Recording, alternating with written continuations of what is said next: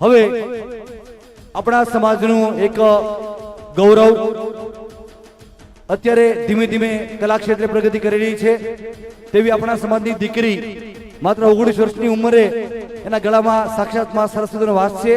સુંદર મજાના ગીતો અહીંથી જેણે રજૂ કર્યા. કોડીનારથી ખાસ આપણી વચ્ચે આવી છે તેવી રિદ્ધિ અનિલભાઈ કવા, એનું પણ સન્માન કરીશું. રિદ્ધિ દીકરીનું સન્માન કરીશું. જોરદાર તાળી રિદ્ધિ માટે થઈ જાય. સુંદર મજાનું ગૌરવ લુહાર સમાજનું આપણા પ્રમુખ શ્રી ભીમજી વારસોરા દીકરી રિદ્ધિનું સન્માન કરશે.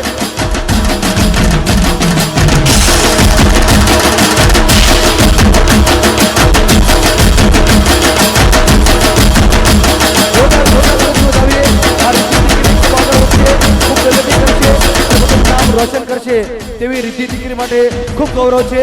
ખૂબ સુંદર એનો સ્વર અને સૂર છે તેવી રિદ્ધિ કવા ખાસ કોડીનારથી આપણી વચ્ચે આજે મહુ આવી છે. ખૂબ ખૂબ ધન્યવાદ. જય હો રિદ્ધિ, જય હો. હવે પીઠવા ચેરિટેબલ ટ્રસ્ટ ના પ્રતિનિધિ દિલેશભાઈ પીઠવા ઉપસ્થિત છે. તો પીઠવા ટ્રસ્ટ તરફથી દર વર્ષે સાડીઓ આપણને મળે છે. તો પીઠવા ટ્રસ્ટના પ્રતિનિધિ તરીકે દિલેશભાઈ પીઠવાનું સન્માન કરીશું. પીઠવા ચેરિટેબલ ટ્રસ્ટ માસુદભાઈ દિલેશભાઈનું સન્માન કરશે.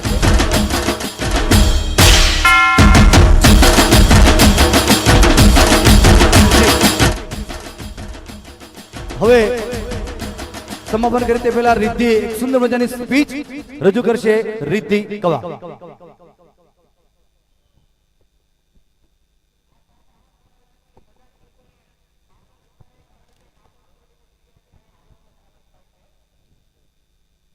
સૌપ્રથમ અહીં ઉપસ્થિત મારા ગુરુજનો, વડીલો તથા સ્નેહ મિત્રોને આ રિદ્ધિના મધુર વંદન.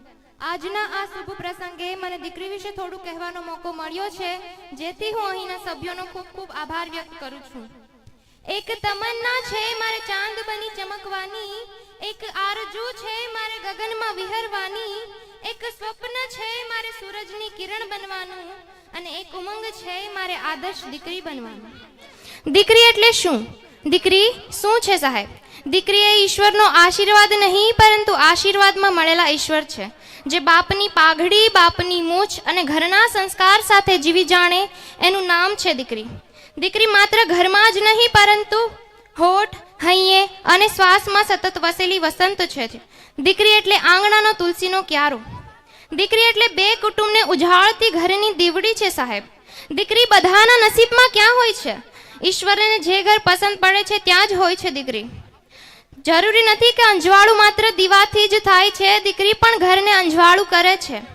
કહેવાય છે ને કે જે ઘરમાં દીકરીનો જન્મ થાય છે, ઘરનો પિતા રાજા કહેવાય છે, કારણ કે લક્ષ્મીને પોતાની ત્યાં ઉછેરવાની બધાની હેસિયત થોડી ના હોય છે સાહેબ.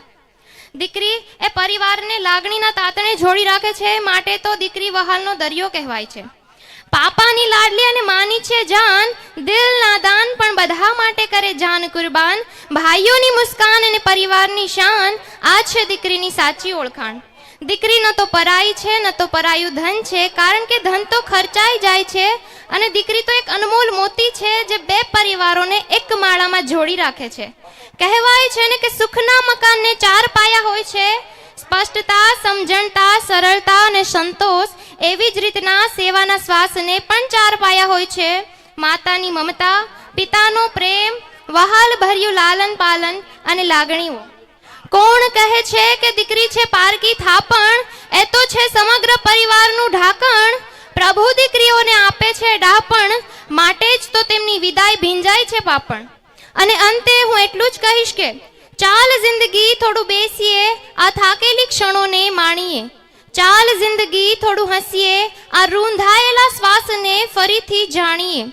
ચાલ જિંદગી થોડું રડીએ, આ અટકાયેલા આંસુ વહાવીને હૃદય હળવું કરીએ. ચાલ જિંદગી થોડું ચાલીએ, આ રીસાયેલા રસ્તાઓને ફરીથી શોધીએ.